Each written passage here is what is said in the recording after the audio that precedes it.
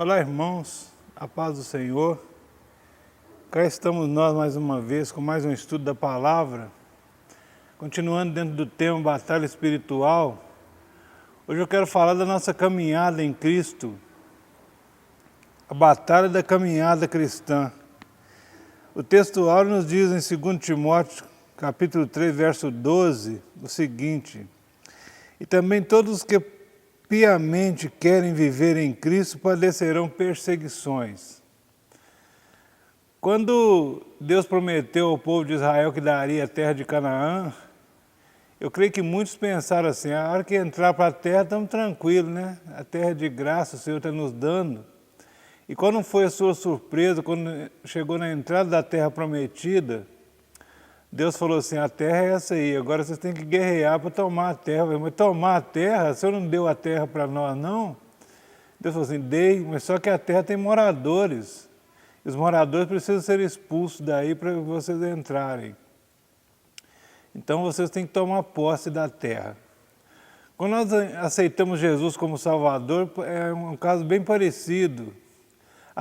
Você ouve dizer: a salvação é de graça, Cristo morreu, pagou pelos meus pecados, é tudo de graça, não tem que fazer nada. Verdadeiramente não tem mesmo. Mas quando você entra pela porta da salvação, você vê que existe uma caminhada. E nessa caminhada tem muitos inimigos, tem muitos espreitando você, querendo te desviar do caminho ou fazer você desistir. Por isso nós vamos falar hoje da caminhada cristã, das lutas, das batalhas travadas na caminhada cristã. No nosso dia a dia, todo dia, nós somos perseguidos, somos cercados, é colocado barreiras e obstáculos diante de nós. A palavra de Deus nos deixa claro que não é tão fácil seguir a Cristo.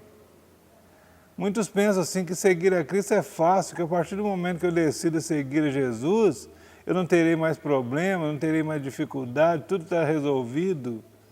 Verdadeiramente andar com Jesus é um caminho de vitória, mas é um caminho de luta também. Por causa do amor de Deus, nós somos odiados pelo mundo. Não fica pensando que as pessoas te veem como crente bonzinho, que gostam de você, não. Eles te toleram às vezes. Mas tem muita gente que não gosta de crente, tem muita gente que não gosta que você fala que é filho de Deus, que você tem a salvação. Eles até falam assim: comedor de angu nenhum pode falar que tem salvação, que é salvo. Na verdade, eles não aceitam a nossa teoria de crer na palavra de Deus. Mesmo sendo chamados para uma vida plena, enquanto caminhamos nessa terra, somos perseguidos. Nós somos chamados para a vida, mas o nosso inimigo não dá trégua. Ele quer nos destruir, quer nos tirar do caminho, nos tirar do sério, nos tirar da presença de Deus. E não tem outra maneira mais séria do que tirar a gente da presença de Deus do que nos induzir ao pecado, induzir a gente a fazer aquilo que Deus não se agrada. Isso tira a gente da presença de Deus. O pecado faz separação entre o homem e Deus, diz a palavra. Então, quando o inimigo consegue nos desconcentrar e nos faz pecar, ele nos tira da presença de Deus, ele atrapalha a nossa comunhão com Deus. E é tudo o que ele quer, né? E como o Senhor Deus disse a Elias: não é aqui o vosso descanso. Elias tinha acabado de vencer uma das maiores batalhas de sua vida. Lá no monte ele desafiou os 400 profetas de Baal e 450 de Azerá. E depois que aquele holocausto foi queimado com fogo que desceu do céu, ele matou os 850 profetas. Mas logo depois que ele terminou aquela batalha, a Jezabel ficou sabendo e falou assim: amanhã a essas horas a cabeça de Elias não estará sobre o pescoço dele. Do mesmo jeito que ele fez aos meus profetas, eu vou fazer com ele. E Elias fugiu com medo de Jezabel e entrou em depressão, entrou dentro de uma caverna, se escondeu no escuro e ficou ali. E aí Deus veio falar com ele. Ele já tinha pedido a morte, falou: Senhor, me mata. Eu não quero mais viver, não sou melhor do que ninguém, não sou melhor do que os meus pais, eu quero morrer. E ficou ali na caverna, e Deus apareceu para ele. Primeiro veio um terremoto que fazia tremer a terra toda, E Elias falou assim, deve ser o Senhor. E saiu na porta da caverna, não era o Senhor. Depois veio um vendaval que estava jogando tudo no chão, arrancando árvores. E Elias falou assim, deve ser o Senhor agora. Não era o Senhor. Depois veio uma brisa suave, gostosa. Elias chegou na porta da caverna, era Deus. E Deus falou assim, o que você está fazendo nessa caverna? Ele falou assim, Senhor, mataram os teus profetas, eu fiquei sozinho, estão querendo me matar também. Estou fugindo de Jezabel. E Deus falou assim, mas não é aqui o seu descanso. Levanta, come, bebe e põe o pé na estrada, porque eu tenho uma tarefa para você fazer. Do mesmo jeito, Deus nos diz a cada dia, não é aqui o seu descanso, não chegou ainda a hora de parar. A batalha é tremenda, é renhida, é difícil, está fácil viver, não está. Mas a batalha continua e você precisa vencer para chegar na terra prometida.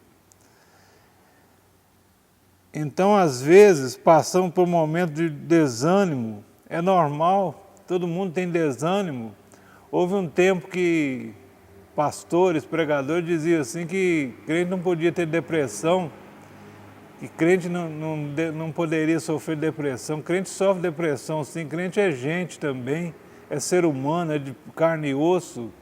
Então as lutas dessa vida às vezes deixam você desanimado, mas você precisa se animar no Senhor, porque não é aqui o seu descanso, há uma caminhada pela frente e só vai vencer aquele que passar a linha de chegada. É lá que está o prêmio prometido por Deus. Alguns pontos em que sofremos batalhas. Primeira batalha, contra a nossa própria natureza. Em Gálatas capítulo 5, versos 16 e 17, Paulo escreveu, digo, porém, andai em espírito e não cumprireis as concupiscências da carne, porque a carne cobiça contra o espírito e o espírito contra a carne, e esses são opostos entre si para que não façais o que quereis. O nosso querer está muito longe do nosso realizar por causa da batalha contra a nossa carne. A nossa carne não quer sacrifício, a nossa carne não quer submissão, a nossa carne não quer obediência, a nossa carne não quer se submeter à vontade de Deus, mas ela tem a sua própria linguagem e o desejo da nossa carne é contrário à vontade de Deus. Então por isso que Paulo escreveu aqui que nós devemos andar em espírito para não cumprir os desejos da carne. Há uma batalha travada dentro de nós. Paulo chegou a dizer em Romanos 7, 24 e 25, ele chamando a si mesmo de miserável, ele disse assim, miserável homem que sou, pois o bem que eu quero fazer não consigo fazer, e o mal que eu não quero, esse eu faço. Quem me livrará desse corpo de morte? Paulo viu uma batalha tão grande entre a carne e o espírito, o desejo da carne e o desejo do espírito, que ele falou assim, eu sou um homem miserável, porque o que eu quero fazer eu não consigo fazer, e o que eu não quero fazer, o mal que eu não quero eu faço. Então eu preciso me livrar desse corpo de pecado. Enquanto eu estiver nesse corpo eu não tenho esse livramento. Então é uma luta travada dentro de nós, e que é todo dia, que é toda hora, em todo lugar, onde quer que estejamos, estamos lutando contra a nossa própria carne. Desejos como desejos sexuais, avareza, vícios, mentiras, ódios e outras coisas lutam contra o espírito e um verdadeiro confronto está travado. É todo dia, toda hora e em todo lugar. Quantas vezes desejamos nos vingar de alguém? Isso é ódio. Jesus mandou perdoar os inimigos, perdoar aqueles que nos afrontam. E quando nós desejamos vingar de alguém, nós estamos dando lugar ao ódio, à raiva no nosso coração, estamos pecando contra Deus. Quantas vezes desejamos mentir para encobrir algo? É uma mentirinha só, vou falar uma mentirinha só dessa vez, não tem problema nada, todo mundo mente. Então a gente está dando lugar a se tornar um grande mentiroso. Quantas vezes temos a oportunidade de cometer atos libidinosos, não tendo ninguém por perto? Tem hora que você está sozinho, você, ninguém está vendo mesmo, eu posso fazer que ninguém vai contar para ninguém. O engano seu, o inimigo está ao redor buscando uma fraqueza sua, tentando te tragar. É o que diz a palavra. Por isso Paulo falou assim, andai em espírito, para que você não venha cumprir os desejos da carne. Sem dúvida, a batalha mais dura que enfrentamos é contra a nossa própria vontade, se quisermos agradar a Cristo. Se você quiser agradar a Deus, andar de acordo com o que agrada ao Senhor Jesus, você tem que lutar contra si mesmo. E é a batalha mais difícil porque como eu vou castigar a mim mesmo? Como eu vou me submeter a mim mesmo a sacrifício? Então é mais difícil do que tudo. Em Mateus capítulo 16, verso 24, Jesus falou assim: quem quiser vir após mim, negue-se a si mesmo, tome a sua cruz e segue-me. Qual tem sido a sua renúncia por amor a Cristo? Porque não há evangelho sem renúncia. Se for para eu seguir o evangelho e seguir o mundo ao mesmo tempo, não tem jeito. Jesus falou que não tem jeito de servir a dois senhores. Ou eu sirvo a Deus ou eu sirvo o inimigo. Não tem vida cristã sem cruz. João diz em 1 João capítulo 2, verso 6, aquele que diz que está nele também deve andar como ele andou. Como Jesus andou nessa terra, fazendo totalmente a vontade do Pai. Em tudo a Bíblia diz que ele foi obediente e não pecou. Inclusive quando ele estava para ir para a cruz, ali no jardim do Getsêmani, a Bíblia conta que Jesus começou a clamar a Deus tentando sair da cruz. Jesus teve medo da cruz, ele era homem como eu, como você. Então ele falou assim: ô Pai, se for possível, passa de mim esse cálice, se for possível, me livre dessa cruz, desse sacrifício. Mas Deus não respondeu. Ele falou assim: todavia, seja feita a tua vontade, não a minha. A vontade de Deus é que ele fosse para a cruz. Então ele foi em obediência ao Pai. Assim, se você quer agradar a Deus, você precisa andar como Jesus andou, renunciando a cada dia a sua vontade, carregando a sua cruz e andando na presença de Deus. A segunda batalha, a batalha contra os próprios familiares. Mateus capítulo 10, versos 35 e 36. Jesus disse assim: porque eu vim pôr em dissensão o homem contra seu pai, a filha contra sua mãe e a nora contra a sogra. E assim os inimigos do homem serão seus próprios familiares. Quantas guerras tem entre famílias, quantos inimigos tem entre irmãos de sangue? Quantas pessoas têm matado os próprios parentes? Não aguentam mais, não toleram, não tem sossego, não tem perdão, não perdoa e acaba assassinando seus próprios parentes. Mãe está matando filho, filho matando pai. Então está uma confusão no mundo porque nós temos uma guerra contra os nossos próprios parentes, nossos próprios familiares. É uma luta tremenda porque quando o próprio Jesus, quando foi traído por Judas, ele falou, o salmista profetizou antes de Jesus dizendo assim que se fosse um inimigo que estivesse traindo ele até entendia, mas era um que comia com ele no prato. Então muitas vezes aquele que come com você no seu prato é o seu inimigo que te causa dano. Então é uma luta que nós travamos também no meio da nossa família e foi Jesus que falou que veio para colocar isso à vista de todo mundo, que há uma inimizade, que há uma guerra no meio da família. Dentro da própria família, o cristão sofre oposição, pais e filhos que não se entendem, irmãos que discordam entre si, marido e esposa com julgo desigual e há entre eles um ponto de críticas. Um não entende a fé do outro. O próprio Senhor Jesus enfrentou isso. Em João 7, verso 3 em diante, seus irmãos o mandaram ir embora pregar em outro lugar porque não criam nele. Teve um momento que os próprios irmãos de Jesus não creram nele e falaram assim: vai pregar lá na Judéia, porque aqui ninguém acredita em você. E Jesus falou assim que o profeta não faz milagre na própria terra, né? Ele foi para outro lugar pregar ali. Assim, se você está sendo criticado, acusado ou zombado pela sua família, não se esmoreça, pois lembre-se que até o Mestre Jesus passou por essa luta e venceu. Certamente você também vencerá, porque é a vontade de Deus que nós sejamos vencedores em todas as nossas batalhas. Ele diz que tudo é possível àquele que crê. Louvado seja o nome do Senhor. Terceira batalha, a batalha contra o mundo ou contra o sistema. Foi até pregado no domingo sobre isso, né? O sistema mundano que nós enfrentamos, no qual nós vivemos.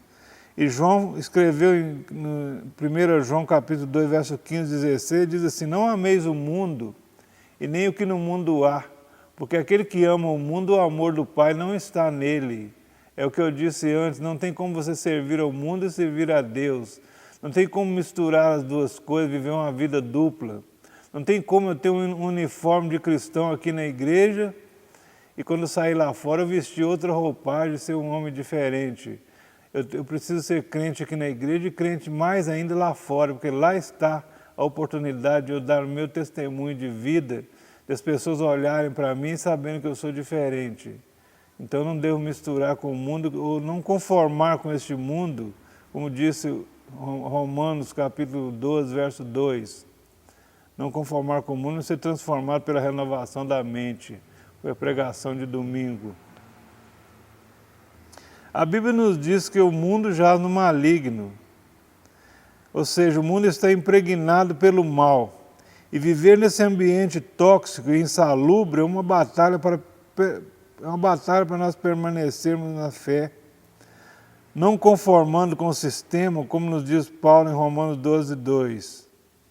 Somos confrontados por pessoas que nos conheceram antes de sermos cristãos. Já fui confrontado muitas vezes, mas você já fez tanta coisa errada? Você fez isso, aquilo outro, me apresenta uma lista de coisas que eu fazia, agora diz que é crente, diz que é salvo, diz que está com o nome escrito no livro da vida. Como é que você arrumou para fazer isso? Depois que você praticou tanta coisa errada, eles não entendem e nos confrontam com respeito à nossa fé. É preciso sabedoria de Deus, vinda do alto, para a gente explicar e fazê-los entender a nossa fé, em quem nós temos crido. Pessoas outrora amigos nos viram as costas. Quando eu converti, eu perdi todos os amigos, né? Tive que arrumar outros, tive que arrumar irmãos da igreja. Viraram as costas para mim, perguntam pela razão da nossa fé, etc. Eles não entendem, não entendem e não conformam que nós mudamos de caminho, que nós agora não caminhamos como eles caminham. E muitos acham que isso é besteira, que é uma bobagem, nós estamos perdendo o nosso tempo. Em Lucas capítulo 6, versos 22 e 23, Jesus disse: bem-aventurados sois quando os homens vos odiarem e vos rejeitarem por causa do Filho do Homem. Alegrai e exultai, pois é grande o vosso galardão no céu. Quando alguém consegue fazer a vontade de Deus, quando alguém consegue honrar o nome de Deus com as suas atitudes, quando alguém consegue dizer não ao pecado por causa do nome do Senhor, ele é um bem-aventurado, mais que feliz. E a Bíblia deixa claro nesse versículo que o galardão dele no céu aumenta, o presente que Deus está guardando para ele lá fica maior, fica mais bonito, quando ele está fazendo a vontade de Deus. E em quarto lugar, apresenta a batalha contra o diabo. 1 Pedro capítulo 5, verso 8. Pedro diz assim: sede sóbrios, vigiai, porque o diabo, vosso adversário, anda em derredor, bramando como leão, buscando a quem possa tragar. O inimigo está esperando só uma oportunidade, esperando você se desgarrar do Pai um pouquinho. Eu falei no estudo passado sobre andar de mão dada com o Pai, que nós nos sentimos protegidos, né? Mas se você larga a mão do Pai um pouquinho, você fica à mercê do inimigo. É como a ovelha fora do curral, né?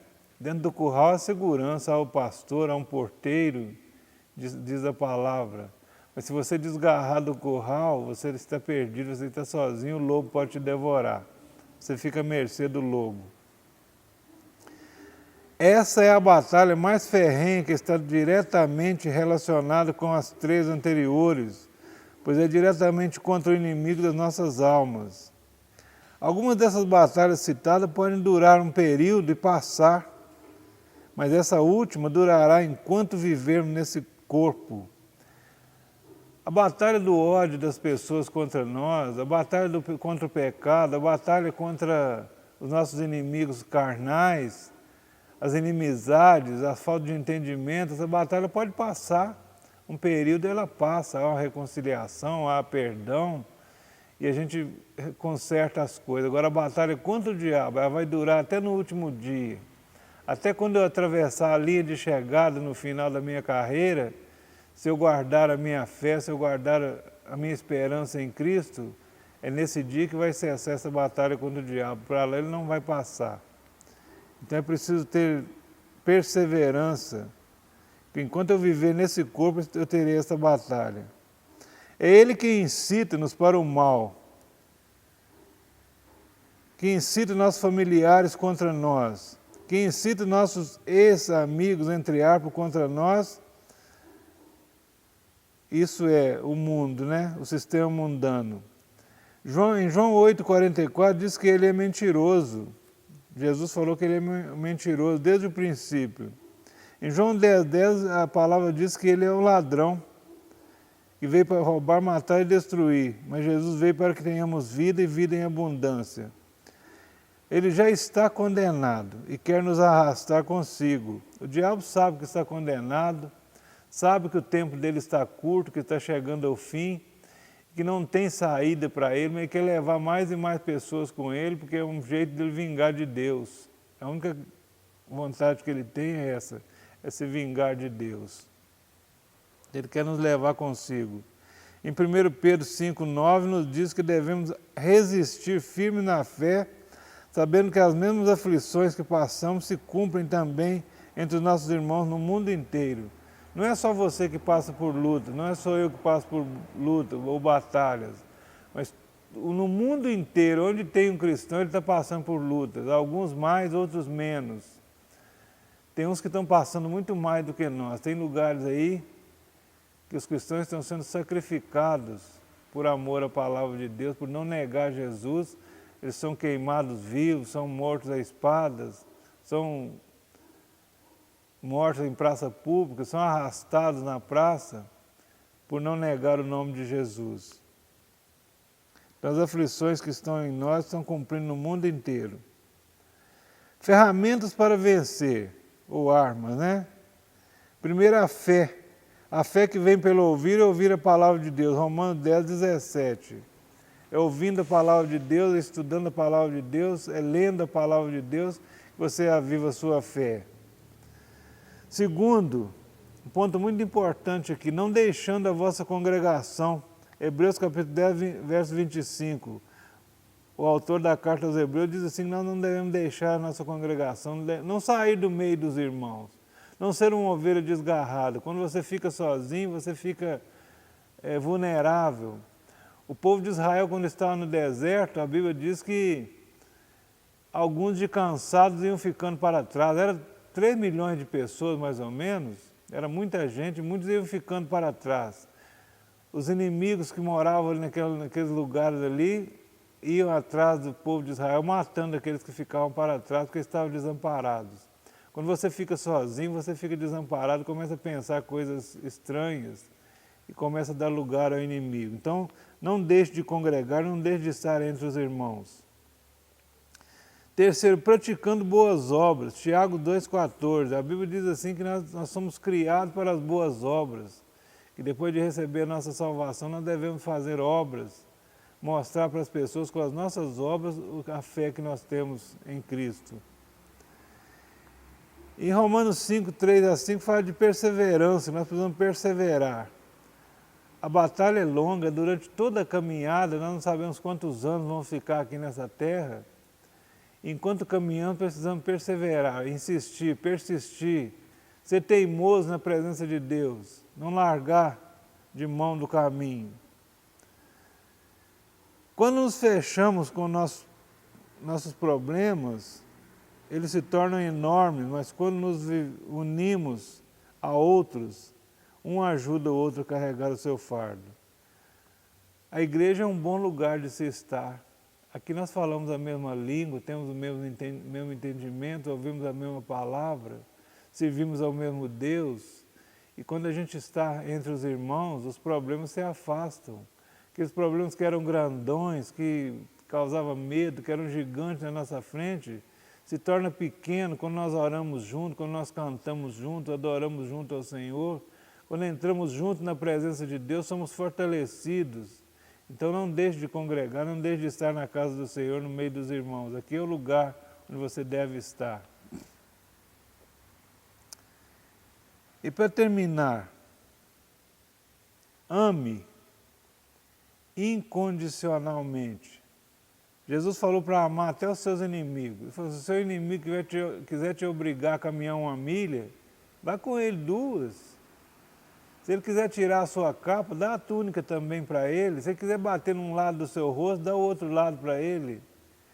Isso é, não revide, ame os seus inimigos, ame aqueles que te odeiam, ame aqueles que praticam mal contra você.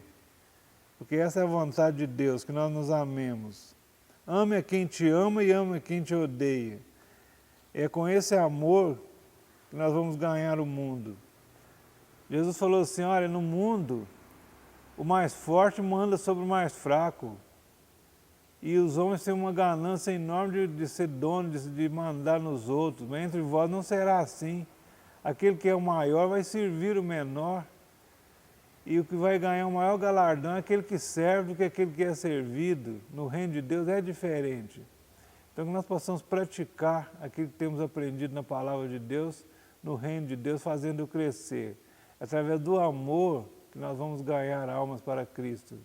Jesus falou, depois do mandamento de amar uns aos outros, assim como a mim mesmo, Jesus falou assim, olha, eu vou dar a vocês um novo mandamento, que vocês amem uns aos outros como eu vos amei. Como foi o amor de Cristo por nós? O amor entrega, o amor sacrifício, amor abrir mão de direitos para cumprir a vontade de Deus. Então que essa vontade de Deus seja soberana na nossa vida, nós possamos fazer tudo para andar com Deus, para cumprir a sua vontade. Porque quando nós andamos com Deus, nós caminhamos de mão dadas com Deus, nós somos protegidos, somos abençoados, somos alegres no Espírito Santo. E Deus está no nosso meio, está bem perto quando eu clamo, quando eu faço a sua vontade, quando eu sou obediente. Então que o nosso esforço todo seja em obedecer a palavra de Deus e vencer essa caminhada. Quando chegar na linha de chegada, lá no final da carreira, que nós possamos falar como Paulo. Combati o bom combate, encerrei minha carreira e guardei a fé. Que você possa também guardar a sua fé para aquele último dia, quando nos apresentaremos diante do Senhor dos Senhores. Que Deus abençoe a sua vida, que esse estudo possa falar ao seu coração, que você possa meditar na palavra de Deus e ser abençoado. Em nome de Jesus, até a próxima.